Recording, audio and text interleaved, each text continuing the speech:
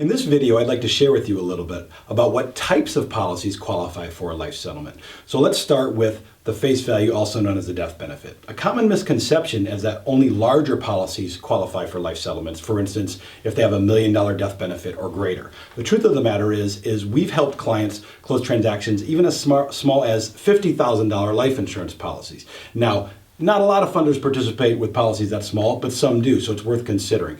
But a lot of the market today is within policies that are, say, $100,000 up to that $1 million mark, up to maybe $2 million in face value. That's where the majority of the business is actually getting done in life settlements. So don't ignore smaller policies for your clients that may be candidates for life settlements.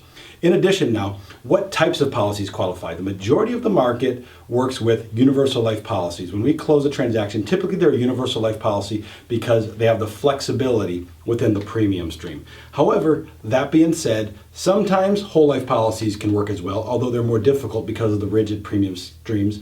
And even term policies can actually work.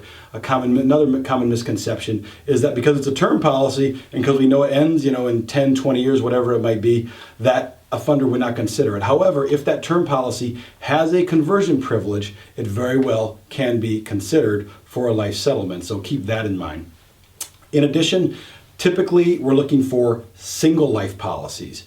Meaning there's only one individual insured on the policies versus two. It's much easier to underwrite one individual than it is to underwrite two individuals when it comes to a life insurance policy. And lastly, I just want to share with you a little bit about the carrier ratings.